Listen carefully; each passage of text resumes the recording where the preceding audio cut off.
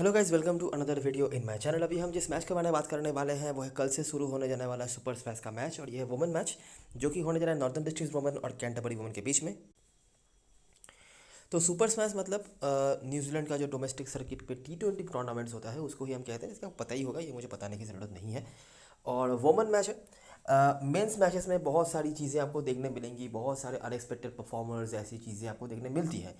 लेकिन अगर आप सुपर स्मैश के मैचेस कम से कम 2-3 साल से भी खेल रहे हो, 2 साल से भी खेल रहे होगे, तो आपको पता होगा कि वुमेन मैच में ऐसी चीज़ें बिल्कुल भी नहीं होती हैं। बहुत ही कम आपके पास इरॉड करने का मौका मिलेगा। आप बहुत ही कम यहाँ पे एक्सपेरिमेंट्स कर पाओगे। आपके और आपके ओपोनेंट्स के 8 से 9 प्लेयर्स तो सेम होने से मतलब कोई रोक ही नहीं सकता। कैप्टन वाइस कैप्टन भी most of the time same ही होते हैं। एक दो प्लेयर या फिर कभी कभार मोस्ट ऑफ द टाइम एक प्लेयर के ही ऊपर डिपेंड करके चीज़ें बदलती हैं, तो वही करना होता है। ज़्यादा आप यहाँ पे कुछ एक्सपेरिमेंट नहीं कर सकते, ज़्यादा एनालिसिस वगैरह यहाँ पे काम पे आता नहीं है। बहुत ही स्ट्रेट फॉरवर्ड चीज़ें होती हैं। 2-3 टीमें हैं वही डोमिनेट करती हैं। वेलिंगटन हमेशा ही यहाँ पे डोमिनेट करती है, जीतती है। या एक बार खाली सेकंड लास्ट सीज़न जो था वहाँ पे कैंटरबरी जीत गई थी, नहीं तो वेलिंगटन के आसपास कोई टीम होती नहीं है। उनकी टीम लिस्ट देख के भी आप ये चीज़ समझ सकते हो। बाकी यहाँ पे ज़्यादा कुछ है नहीं, ठीक है। मैं आपको पहले दोनों टीम्स के बारे में थोड़ा बता देता हूँ। अच्छा, वैसे तो ये मैच बे ओवल माउंट मॉन्गोमेरी में होने जा रहा है, जो कि नॉर्दर्न डिस्ट्रिक्ट और वुमेन दोनों ही का ही ऑफकोर्स होम ग्राउंड होगा। और वुमेन मैच के इमीडिएट बाद आधे घंटे के बाद, शायद आधे एक घंटे के बाद मेंस मैच हो जाएगा। अच्छा, वेदर क्लियर है। दोनों टीम के बारे में बता देते हैं, ठीक है। नॉर्दर्न दोनों ही टीमों के पास कुछ भी खास नहीं होता है जनरली। 2 से मैक्सिमम 3 प्लेयर्स होते हैं जो इनके इंटरनेशनल प्लेयर्स होते हैं, वही इनके लिए क्वालिटी ब्रिंग करते हैं। अगर वो कुछ करें, वही बैटिंग बॉलिंग सब वही करते हैं, ठीक है। अगर वो कुछ करे तो कुछ बात बने, अगर नहीं करे तो कुछ नहीं है, ठीक है। इवन अगर आप मतलब बेस्ट प्लेयर्स भी देखने जाओगे at the end of the season, वहाँ पे भी आपको इन्हीं प्लेयर्स के जो है नाम देखने मिलते हैं, ठीक है।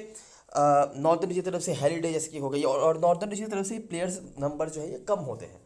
कैंटरबरी के पास थोड़ा ज़्यादा होता है, इसलिए कैंटरबरी के परफॉर्मेंसेस बेहतर हुए हैं। अभी क्या हुआ है कि नॉर्दर्न डिस्ट्रिक्ट की टीम में जो रिसेंटली जो 50 ओवर डोमेस्टिक टूर्नामेंट हो रहा था, वहाँ पे 2-3 प्लेयर्स की वापसी हुई है।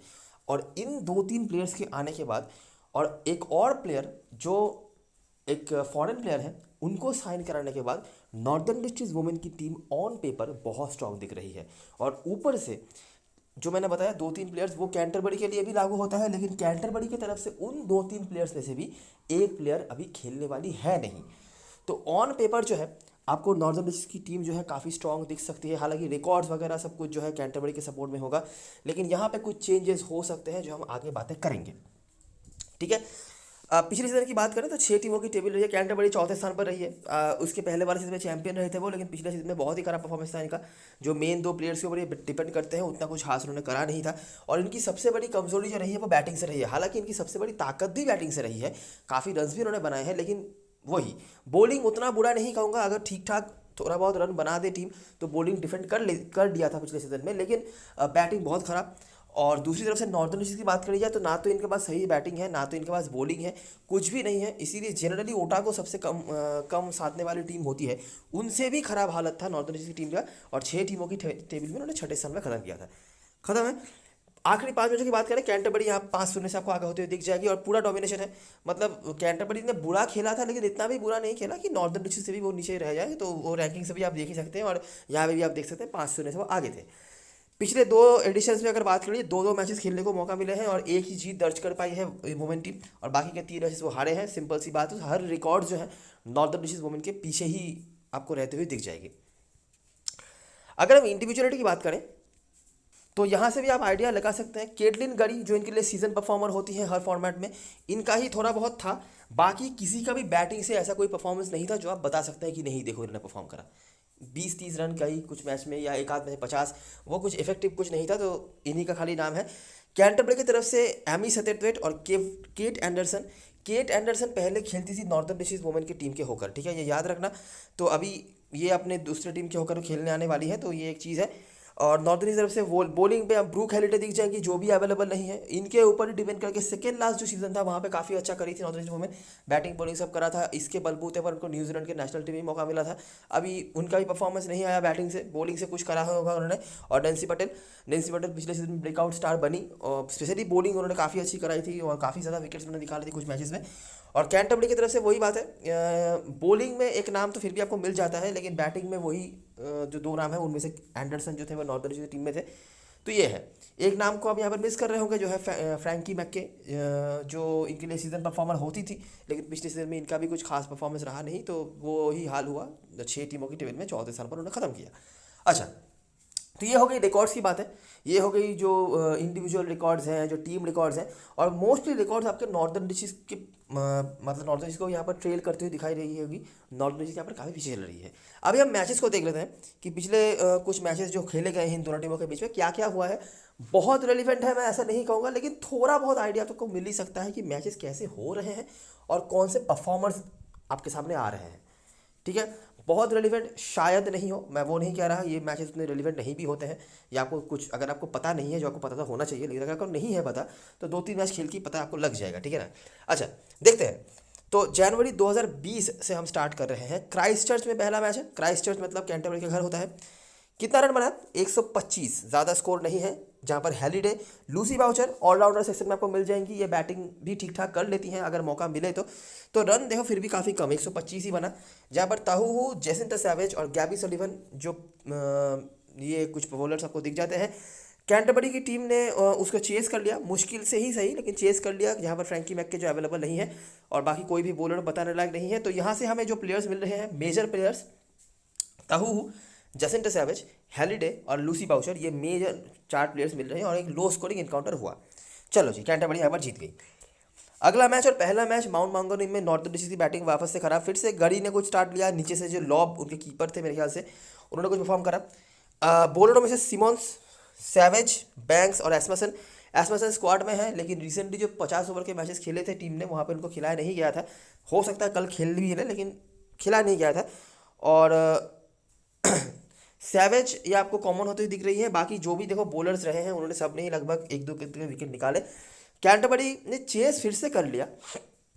अच्छा, सैवेज यहाँ पे 3 विकेट्स उनके थे, यहाँ पे 1 विकेट और 42 रन। तो अभी तक उनका परफॉर्मेंस काफ़ी सही चल रहा है ये दोनों मैचेस में। और पहला मैच जो हमें माउंट मांगोनी में मिला है वहाँ पे भी तो उन्होंने 1 विकेट निकाला था और 42 रन बनाया था। और कैंटरबरी ने चेस भले ही कर लिया, लेकिन दिक्कत यहाँ पे भी उनको करना आना पड़ा, लास्ट ओवर तक जाना पड़ा, 5 विकेट खोए। बाकी आइमा रिचर्डसन और सार्सफील्ड के भी एक करके विकेट थे। अगला मैच क्राइस्ट चर्च में ये हुआ मैच और काफ़ी बड़ा स्कोर खड़ा किया था कैंटरबरी ने, जहाँ पर 154 का स्कोर उन्होंने बनाया। जहाँ पर सिर्फ Kirsty nation current score members आपको दिख जाएंगे, बाकी कोई अवेलेबल नहीं है। और बॉलरों में से नेंसी पटेल और आइमा रिचर्डसन जो है करंट स्कोर मेंबर्स में से। गड़ी देखो हर मैच में 20-25 या 30 के बीच में कुछ ना कुछ रन बना रही है। और नॉर्दर्न डिस्ट्रिक्ट की बैटिंग वापस से खराब। ठीक है, इस बार तो ऑल आउट ही हो गई। ऊपर वो ऑल आउट नहीं हो रहे थे, लेकिन रन भी नहीं बना पा रहे थे। इस बार ऑल आउट और हो गई, जिसको लीड किया किसने? एस्मसन, फिर से नाम आया है। गैबी सलीवन, मैक्के, मैक्स, इनमें से सलीवन और बैंक्स अवेलेबल हैं, मैक्के अवेलेबल नहीं है। ताहू और मेरे ख्याल से सैवेज थी जिन्होंने 3-3 करके विकेट्स निकाले थे। उसके बाद से जो भी बॉलर्स यहाँ पर डोमिनेट भी कर रहे हैं, 1-2 करके ही है, बहुत ज़्यादा कुछ नहीं है, लेकिन चलो वही है। और नॉर्दर्न डिस्ट्रिक्ट की बैटिंग खास कुछ नहीं है, खाली गरी का हमने नाम देखा है। 20 से 30 के बीच में जो भी नाम है कंसिस्टेंटली यही बना के जा रही हैं। पहले मैच में नहीं था, लेकिन उसके बाद दोनों मैच में इनका नाम था। ठीक है, अगला मैच ही हैमिल्टन में हुआ। हैमिल्टन में नॉर्दर्न डिस्ट्रिक्ट का घर ही होता है। नॉर्दर्न डिस्ट्रिक्ट ने यहाँ पर थोड़ा बेहतर परफॉर्मेंस करा, मैं कहूँगा थोड़ा ही, ज़्यादा कुछ नहीं। फिर से वही एंडरसन जो अभी टीम बदल दिया है इन्होंने, तो 19 ओवर में 124, थोड़ा बेहतर। गरी फिर से वही, मैक्के 7 विकेट के परफॉर्मेंसेस थे। कैंटरबरी ने चेस कर लिया और इस बार काफ़ी बेहतर तरीके से चेस कर लिया, जब दोनों इनके जो मेजर प्लेयर्स होते हैं मैक्के 7 पे दोनों चले। और बॉलरों में से हैलिडे जो कि अवेलेबल नहीं है, टेम्पल्टन अवेलेबल है और सार्सफील्ड इन्होंने परफॉर्मेंस करा था। और सेकेंड लास्ट जो मैच था और लास्ट मैच जो इस ग्राउंड पे हुआ, कैंटरबरी ने यहाँ पर फिर से अच्छी बल्लेबाजी करी, फिर से 7 विकेट के कुछ स्कोर्स। ताहू ने नीचे आके 9 गेंदों में 22 रन बना दिए और मैक्के जो कि अवेलेबल नहीं है। बॉलरों में से वही देखो, हैलिडे, एंडरसन, ये कुछ थे, नेंसी पटेल, एक करके विकेट। नॉर्दर्न डिस्ट्रिक्ट की बैटिंग वापस से अच्छी नहीं हुई, लेकिन वो ऑल आउट नहीं हुए। नोटिस करने वाली बात यह है कि पहले 3 मैच में भी हमने नॉर्दर्न डिस्ट्रिक्ट की बैटिंग खराब होती हुई दिखी थी, जहाँ पर सिर्फ एक बार वो ऑल आउट हुए, बाकी 2 बार ऑल आउट नहीं हुए थे। मतलब मैं ये बात इसीलिए कह रहा हूँ कि भले ही नॉर्दर्न डिस्ट्रिक्ट की बैटिंग अच्छी नहीं हो रही है, ऐसा नहीं है कि कैंटरबरी के बॉलर से भी भतेरा विकेट्स निकाल दिया होगा। ठीक है, रन रोक रहे हैं बस। ठीक है, और एक ही बार हुआ था जब 2 बॉलर्स उनके 3 विकेट निकाल के गए थे, बाकी एक से ज़्यादा 2, इससे ज़्यादा विकेट्स नहीं मिल रहे किसी को। नॉर्दर्न डिस्ट्रिक्ट की तरफ से ये आपको दिख रहा है 126 रन बनाए थे। एंडरसन, गरी वही सेम नाम। सैवेज के 2 विकेट्स हैं, इनका नाम कई बार आ चुका है, काफ़ी लोग हो सकता है इनको इग्नोर करें। सैदवेट, बैंक, सिमन, मैक्के सबके खाते में 1 विकेट। और लास्ट जो मैच हुआ था यहाँ पे काफ़ी बड़ा स्कोर खड़ा किया था कैंटरबरी ने 172, जहाँ पर सैथरवेट तो लगातार सैथरवेट के रन आ रहे हैं, देखो 114 यहाँ पे, उसके बाद यहाँ पर 37, उसके बाद यहाँ पर 38। तो लास्ट 3 मैच में तो सैथरवेट ने काफ़ी बढ़िया बल्लेबाजी कर रखी है, जो उनको खेलने के मौके मिले हैं, और काफ़ी अच्छे स्कोर्स हैं, तो काफ़ी सही है। और बॉलिंग से भी एक आध विकेट कहीं से निकाल लेते हैं वो सैवेज से। और बाकी बॉलरों में से हीप्स और हेलिडे, नॉर्थन डिशेस वापस से चेज नहीं कर पाई, लेकिन कॉम्पेटिवली बेहतर बैटिंग उन्होंने करा था यहाँ पे 148, जहाँ पर आपको हेलिडे दिख जाते हैं। सैम बाडीवाल या कोटी से सेम ही है। नेंसी पटेल लीड करा था किसने, मिसी बैंक्स, बाकी सतर्फिट का एक विकेट भी था, सिमंस और ताऊ। वो सिमंस का नाम भी कई बार आ चुका है, सिमंस, सुलिवान, ये जो नाम थे। और मिसी बैंक्स मतलब इतना डोमिनेशन तो नहीं था किसी भी बॉलर का, तो उन्होंने लास्ट में से वो भी करके दिखाया। तो देखो कैंटरबरी डोमिनेटिंग है, यहाँ पर कोई बताने वाली बात नहीं है। सैथरवेट एक बैटिंग से बताने लायक कोई परफॉर्मेंस है नहीं, तो उनकी बैटिंग भी बहुत ऐसी कोई वो नहीं हो गई है, लेकिन टाइट मैच रखा है, टाइट बॉलिंग करी है और सामने वाली टीम को रोक रखा है। अगर आप इस सैथरवेट के 114 को छोड़ दें, तो कैंटरबरी की तरफ से हाईएस्ट स्कोरर्स जो है आपको नोटिस करने मिलेंगे कौन, देखो 37-43 जो है अवेलेबल नहीं है, यहाँ पे भी 38, यहाँ पे तो चलो अवेलेबल नहीं है कोई भी, यहाँ पे भी 42, यहाँ पे भी 42, ये देखो ये है, 50 का भी किसी का वो नहीं है, ठीक है। एक ही आया, वो 100 हो गया डायरेक्टली, वो सैथरवेट का ही था। और लास्ट 3 मैच में सैथरवेट ने अच्छी बल्लेबाजी करी है, स्पेशली बैटिंग से, बॉलिंग से बीच में एक आध विकेट है। और बॉलरों में से हमने सैवेज का काफ़ी नाम देखा है, बैटिंग से भी जब मौका मिला कंट्रीब्यूट करा है। ताहू ने एक बार 3 विकेट निकाला हुआ था, मिसी बैंक्स का एक बार 4 विकेट आया है, बाकी एक दो विकेट का ही मामला है, ऐसा कोई डोमिनेटिंग कोई नहीं है, ठीक है। अगर हम समराइजेशन पे आ जाए तो वही 2 नाम आपको मिल जाएंगे, सैथरवेट और मैक्के, और उनका एवरेज काफ़ी बेहतर है, यहाँ पे 59 के आसपास औसत चल रहा है, मतलब बहुत बड़ी बात है ये तो T20 में। और मैक्के का भी काफ़ी डिसेंट होता था, लेकिन वो अवेलेबल नहीं है, नॉट आउट रही होगी शायद। नॉर्दर्न की तरफ से कोई ये नहीं है अवेलेबल। कैंटरबरी की तरफ से बॉलिंग पे आपको फिर से मैक्के का नाम दिख जाएगा, अवेलेबल नहीं है। नॉर्दर्न की तरफ से बॉलर्स बदलते रहे हैं। तो ये रही पूरी कहानी अभी तक की, जो हमने रिकॉर्ड्स देखने थे, जो रिसेंट मैचेस देखने थे, ये हो गए सारी चीज़ें। अभी हम बात करें ग्राउंड के बारे में और देखते हैं कि थोड़ा बहुत कुछ अलग हमें यहाँ से मिलता है या नहीं। बहुत रिलेवेंट नहीं है, लेकिन फिर भी कुछ अगर मिलता है, कुछ नाम, तो हम उनको नोटिस करने की कोशिश करते हैं ना। तो 2018 से हम स्टार्ट करते हैं। ज़्यादा मैचेस यहाँ पर खेलने को मिलते नहीं है नॉर्थ ईस्ट की टीम को। तो सेंट्रल डिस्ट्रिक्ट का मैच था, जहाँ पर आपको एंडरसन और एंडरसन सामने वाली टीम में जा चुके हैं, अभी रिचर्डसन अवेलेबल है। नॉर्दर्न डिस्ट्रिक्ट ने चेस कर लिया, लीड करा था वही एंडरसन और गरी। एंडरसन का नाम ऊपर भी कई बार आया है। अभी देखो हेड टू हेड में तो उनके नाम आप किसी काम पे लगा नहीं पाओगे, क्योंकि वो सामने वाली टीम के ऊपर उन्होंने बनाए थे, अभी टीम बदल लिया है। लेकिन यहाँ से जो चीज़ें आपको मिल रही है ना, ये आपके काफ़ी काम पे आ सकता है। बैटिंग भी करी, बॉलिंग भी करा, और बैटिंग उतना अच्छा नहीं हुआ, नॉर्दर्न चीज़ें जो भी हो, लेकिन उन्होंने मैच जीत लिया, ठीक है। उसके बाद वेलिंगटन के अगेंस्ट में ऑफकोर्स ये मैच तो उनको हारना ही था, 201। करंट स्क्वाड में बस में से बॉलर में से कोई नहीं है। बैटिंग में से बेसी डेनहाउट, जिन्होंने 1 या 2 सीज़न वो नहीं खेले हैं बीच में, अभी उनका कमबैक हुआ है, उनके बारे में बहुत सारी बातें बतानी है, देखते रहो बस। तो ये कुछ ज़्यादा यहाँ पर है नहीं। अगला मैच नॉर्थन ईस्ट कैंटरबरी का जो हेड टू हेड था, जहाँ पर आपने देखा था, जहाँ से गरी, रिचर्डसन, सार्सफील्ड, ये कुछ परफॉर्मेंस थे। फिर से वेलिंगटन और नॉर्थ ईस्ट के बीच में फिर से आपको यहाँ पे एंडरसन के 50 दिख जाते हैं। और यहाँ पे वैसे जीती है नॉर्दर्न ईस्ट की टीम, बहुत ही रेयर जीत और बहुत ही रेयर हार वेलिंगटन की तरफ से। बाकी ये कुछ नेंसी पटेल और हेलिडे वगैरह थे। उसके बाद ये एक 13 ओवर का मैच था, जहाँ पे भी हेलिडे के अलावा गड़ी और हिप्स आपको दिख जाते हैं। ज़्यादा कोई रन वैसा कुछ नहीं था। और उसके बाद ये जो लास्ट हेड टू हेड आपने देखा था, वहाँ पे भी एंडरसन, तो एंडरसन और ये कैंटरबरी के अगेंस्ट में काफ़ी रन बनाए हैं उन्होंने, बैटिंग से भी बॉलिंग से भी। तो काफ़ी बार ऐसा हुआ है कि एंडरसन ने बैटिंग बॉलिंग दोनों तरफ से कंट्रीब्यूट करा है। बाकी नेंसी पटेल, हीप्स और गड़ी का उसी में है, देखो 20 से 30 के बीच में, ठीक है। तो अगर आप पॉइंट्स की बात करोगे तो 40 से मैक्सिमम 45 के बीच में पॉइंट्स जो है वो ये आपको देखे जाती है, उससे कम ही होता है, उससे ज़्यादा तो नहीं। और लास्ट मैच जो हुआ था नॉर्दर्न डिस्ट्रिक्ट और सेंट्रल डिस्ट्रिक्ट के बीच में, वहाँ पे भी गड़ी का यहाँ पे काफ़ी रन्स बन गया था, वो 20-30 से ज़्यादा बन गया, यहाँ पर डबल बना दिया उन्होंने। और बॉलरों में से हीप्स, काफ़ी बार नाम आ चुका है इनका भी, नेंसी पटेल और शार्ट्सफील्ड, जो करंट स्कोर में अवेलेबल है। और रनों को अगर आप देखेंगे तो बहुत रन्स यहाँ पे नहीं बन रहे हैं, ठीक है। स्पेशली नॉर्दर्न डिस्ट्रिक्ट की तरफ से तो कभी भी उनकी बैटिंग इतनी अच्छी नहीं होती है। और इनके जो बैट्समैन है, ये लॉन्गर फॉर्मेट बैट्समैन है, मतलब 50 ओवर का मैच करवा दो ये सही है, लेकिन T20 के लिए वो केवल बैटिंग नहीं है इनके लिए। इसीलिए लॉन्गर फॉर्मेट में ये थोड़ा बहुत बेहतर करते भी हैं, लेकिन शॉर्टर फॉर्मेट बहुत ख़राब होता है इनके लिए। तो रन देखोगे, देखो 110 हुआ, चेज हो गया। उसके बाद 142, थोड़ा ही ज़्यादा था, ऐसा कोई वो भी नहीं था। और नॉर्दर्न डिस्ट्रिक्ट से वैसे ही बैटिंग खराब है, तो चेज वो नहीं कर पाए। उसके बाद 97 13 ओवर में वो चेज़ हो गया। उसके बाद 139 वो चेज़ कर लिया नॉर्दर्न डिस्ट्रिक्ट ने बहुत बेहतरीन बैटिंग करके, जो कि आउट ऑफ नोवेयर आ गया था उनकी तरफ से। उसके बाद 110 बनाया जो भी चेज़ हो गया, मुश्किलों के से ही सही लेकिन चेज़ हो गया। उसके बाद 201 तो छोड़ ही दो, वो कोई सवाल ही पैदा नहीं होता। 113 जो भी चेज़ हो गया, ठीक है। तो चेज़ यहाँ पर हो रहे हैं। अगर आपको मतलब नॉर्दर्न डिस्ट्रिक्ट पहले बैटिंग कर रही है तो और भी आप उम्मीद करें कि वो चेज़ हो जाएगा। बाकी चेज़ यहाँ पर हो जा रहा है। अगर आप 200 वगैरह बना दो तो कोई सवाल पैदा नहीं होता। और नॉर्दर्न डिस्ट्रिक्ट की टीम बैटिंग उतनी ऐसी कोई करती भी नहीं है। वो मतलब थोड़ा डिफेंसिव माइंडसेट के साथ ही खेलते हैं। वो अगर वो पहले बैटिंग करते हैं तो आप शायद 130 से ज़्यादा उम्मीद नहीं रखोगे, उससे कम ही बनेगा, उससे ज़्यादा नहीं बनता है जनरली। क्योंकि इनके जो मेजर बैट्समैन हैं जिनके ऊपर ये डिपेंड करते हैं स्कोर करने के लिए, ये थोड़ा स्लो खेलते हैं और ये लॉन्गर फॉर्मेट प्लेयर हैं, शॉर्टर फॉर्मेट प्लेयर उतने नहीं है, ठीक है। तो यही चीज़ें हमने देख ली, कुछ नाम हमने नोटिस करे हैं। एक नाम बहुत ज़्यादा आया है जो करंट स्क्वाड में अवेलेबल है दूसरी टीम के होकर, वो है केट एंडरसन, ठीक है। कई बार ऐसा हुआ है जहाँ पर उन्होंने बैटिंग बॉलिंग दोनों तरह से कंट्रीब्यूट करा है। बाकी गड़ी का भी वही है 20-30, एक बार 50 भी आ चुका है, तो वो आपके लिए इंपॉर्टेंट बन जाती है। ऊपर भी हमने इनका नाम देख रखा है। बाकी डेंसी पटेल का नाम आया है जिन्होंने भी कुछ मैचेस में अच्छी बॉलिंग कराई है। तो ये 3 नाम हमने यहाँ से एक्सट्रैक्ट किया और हेड टू हेड की जो चीज़ें जो थी तो वो थी, और ये हो गई ग्राउंड की चीज़ें, ठीक है। तो आई होप आपने सब कुछ सही से देख लिया होगा। अभी हम बात करें प्लेइंग ग्राउंड के बारे में, और यहाँ पे काफ़ी सारी चीज़ें आपके लिए इंपॉर्टेंट हो सकती है। कैंटरबरी की तरफ से ना काफ़ी सारे नए चेहरे आपको देखने मिल सकते हैं। अभी देखो क्या है कि फ्रैंकी मैक्के नहीं है, तो एक बहुत बड़ी नाम है। परफॉर्मेंस भले ही नहीं आया हो लेकिन नाम बहुत बड़ी है, इनके ऊपर बहुत डिपेंडेंसी होती है।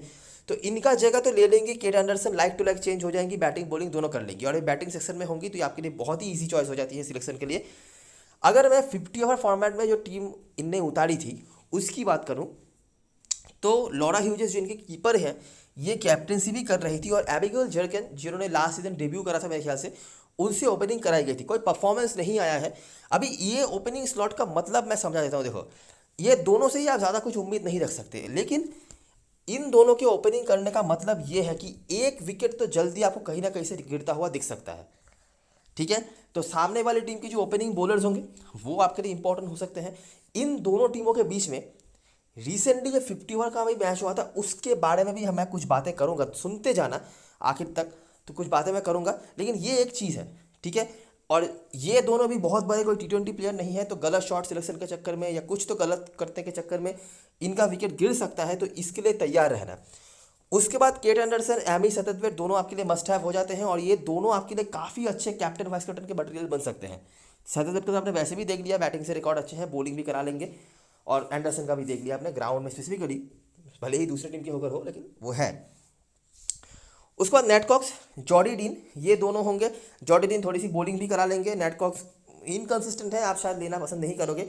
जसिंटा सैवेज, काफ़ी अच्छे रिकॉर्ड्स हैं, रिकॉर्ड्स ही हैं, लेकिन ये मतलब कुछ सीज़न पहले तक जो प्लेयर हुआ करती थी, एक इंजरी के बाद जब से वापसी करी है उन्होंने, वो प्लेयर वो नहीं रही। लेकिन हाँ रिकॉर्ड्स हैं जो बता सकता हूँ मैं।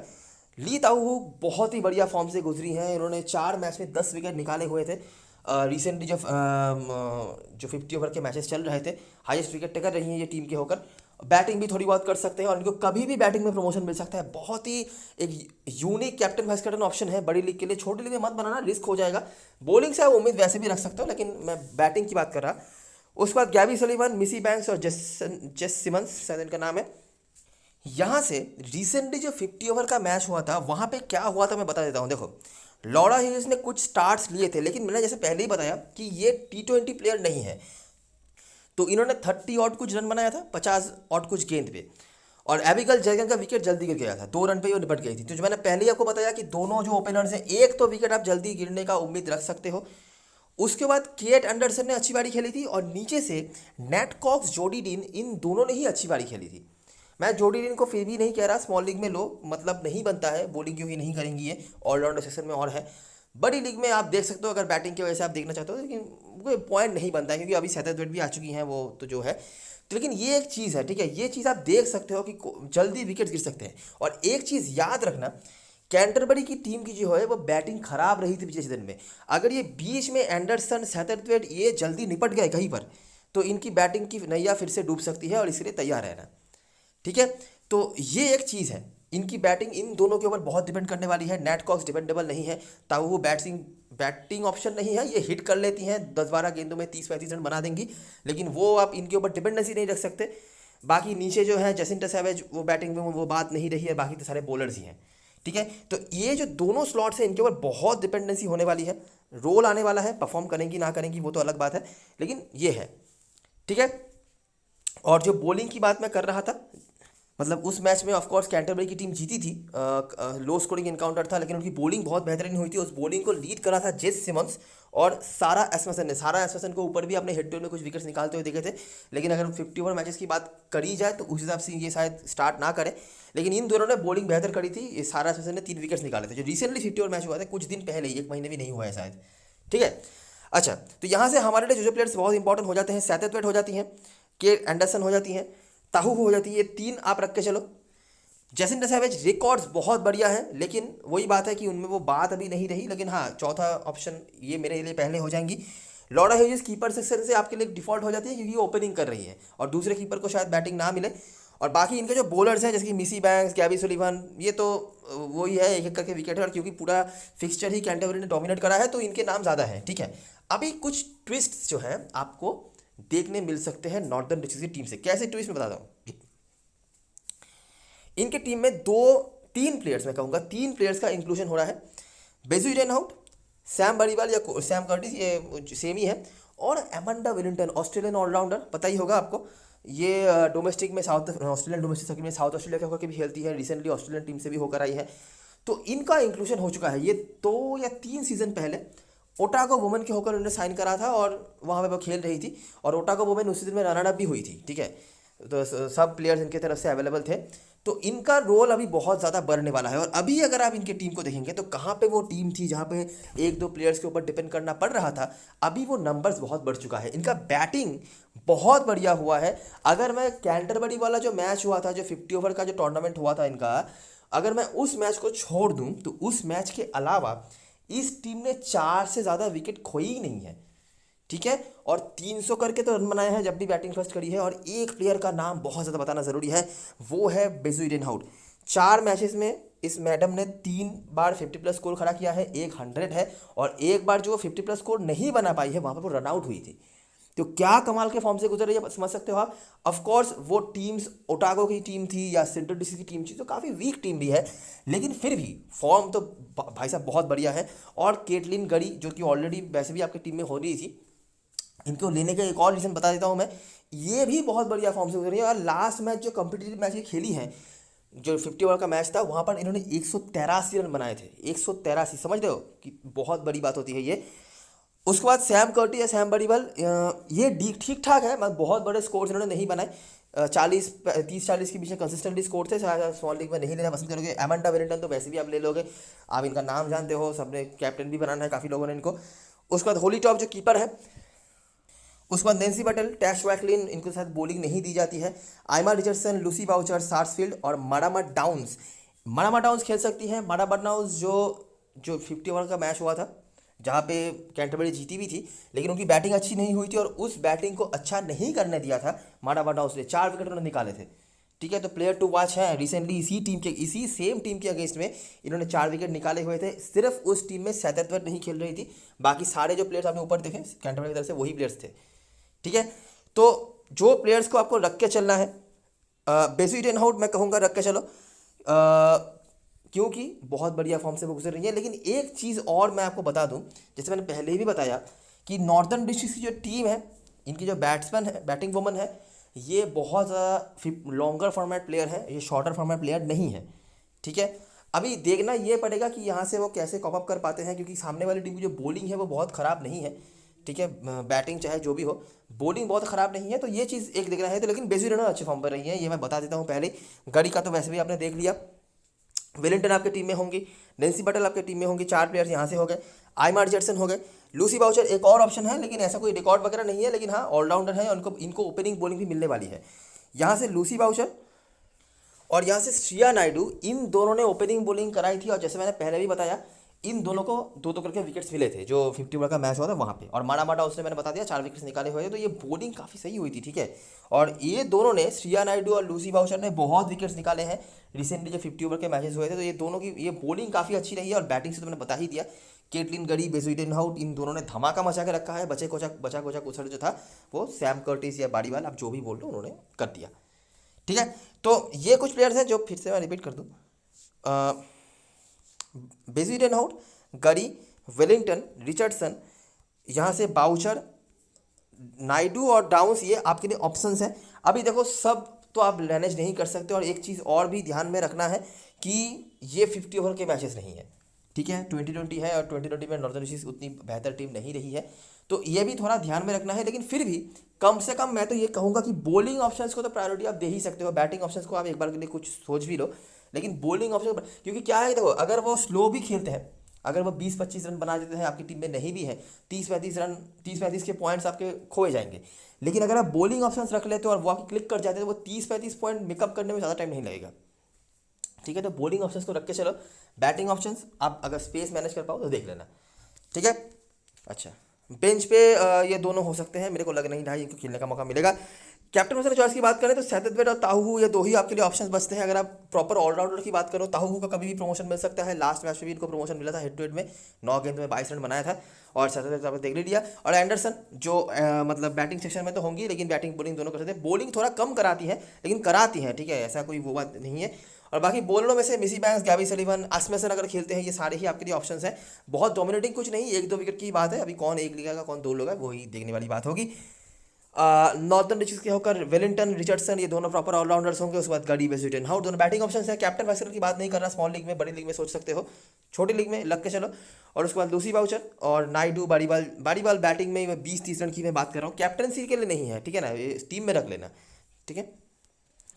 अच्छा, तो मैंने इस तरह का स्ट्रक्चर बनाया है। वैसे तो देखो बैटिंग सेक्शन में और मैंने सोचा था कि जो और आपके लिए प्रॉब्लम्स हो सकती है, लेकिन यहाँ पे ऐसा कोई प्रॉब्लम नहीं है। खाली सैम कर्टिस एक ऑप्शन है, जिनको अगर आप चाहो बड़ी लीग में देख सकते हो। बाकी ये 3 सही है, देखो इनको छेड़खानी करने की कोई मतलब ही नहीं बनता है।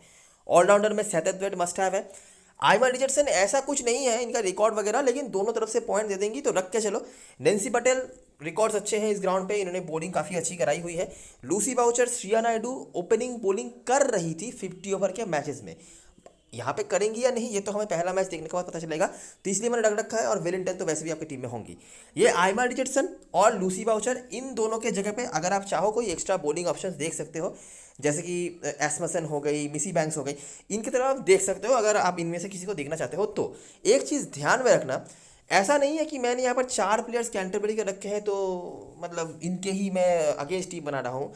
आपने नोटिस करी होगी कि कैंटरबरी के जो बॉलर्स मतलब जीत भी रहे हैं कैंटरबरी की टीम, ऐसा कोई इन्होंने बहुत ज़्यादा विकेट्स नहीं निकाला है। जिन्होंने विकेट्स निकाला था उनमें से ली ताहू हमारी टीम में है, मिसी बैंक्स और जसिंटा सैवेज। जसिंटा सैवेज को मेरे को लेना था, लेकिन मैं थोड़ा उनके फॉर्म को लेकर या उनके मोमेंटम को लेकर डाउटफुल हूँ, इसीलिए मैंने उनको ड्रॉप किया है। लूसी बाउचर का ऑप्शन है, उनके जगह पर आप ले सकते हो। और मिसी बैंक्स, आइमा रिचर्डसन, लूसी बाउचर, इन दोनों को ड्रॉप करके मिसी बैंक्स और आप जसिंटा सैवेज को ले सकते हो, ठीक है। तो ये आप चीज़ें कर सकते हो। देखो मैं आपको पहले ही बता दूं कि यहाँ पर मार्जिन ऑफ एरर बहुत कम होता है। आप बहुत ज़्यादा कोई एक्सपेरिमेंट करने की अगर सोच रहे हो तो आप बहुत गलत टूर्नामेंट खेल रहे हो। ये मैचेस ऐसे नहीं होते हैं, एक आध प्लेयर का बात होगा, एक आध कैचेस की डिफरेंस से भी आप यहाँ पर हार सकते हो, उसके लिए भी तैयार रहना, ठीक है। कीपर सक्सेस में तो डाउट नहीं होना चाहिए, ये ओपनिंग करेंगी तो 96% लोगों ने ले रखा है, 100% भी लोगों ने ले रखा होगा, तो और कोई दिक्कत वाली बात नहीं है। कैप्टन मसूरन चॉइस की बात करें तो सेतवेट एक अच्छी ऑप्शन है, बैटिंग से इन्होंने काफ़ी अच्छा करके रखा हुआ है। हालांकि जो recent head to head match हुआ था वहाँ पर खेली नहीं थी तो कुछ बता नहीं सकते, और ज़्यादा कुछ करने का इनको मौका नहीं मिला है। 50 ओवर के जो मैचेस इन्होंने जितने भी खेले थे तो कुछ बता नहीं सकते इनके फॉर्म के बारे में, लेकिन रिकॉर्ड अच्छे हैं तो इस हिसाब से। और वाइस कैप्टनसी के लिए आप वेलिंगटन के साथ जा सकते हो जो रोल पे आएंगी, या फिर एंडरसन, ये दोनों आपके लिए अच्छे ऑप्शन हो सकते हैं। और यहाँ से वेलिंगटन, इनका नाम बड़ा है तो मतलब इतनी बड़ी प्लेयर है, और ये तो फिर भी कोई ऐसा वैसा टूर्नामेंट ही है, तो यहाँ पर तो काफ़ी अच्छा कर ही लेंगी, ये उम्मीद आप रख सकते हो, तो वो आप देख सकते हो। और वाइस कैप्टनसी के लिए गड़ी एक अच्छा ऑप्शन हो सकते हैं, थोड़ा बहुत कॉन्ट्रीब्यूशंस, या फिर नेंसी पटेल, ये कुछ है। लेकिन मैं सजेस्ट यही करूँगा कि एमांडा वेलिंगटन, सेतवेट और एंडरसन, इन तीनों के आसपास ही आप जाओ जब बात कैप्टनसी वाइस कैप्टनसी की हो रही हो तो। जसिंटा सैवेज, मिसी बैंक्स, दोनों ऑप्शंस हैं जिनको आप रिचर्डसन और लूसी बाउचर की जगह पर ले सकते हो, याद रखना ये मैंने बता दिया, ठीक है।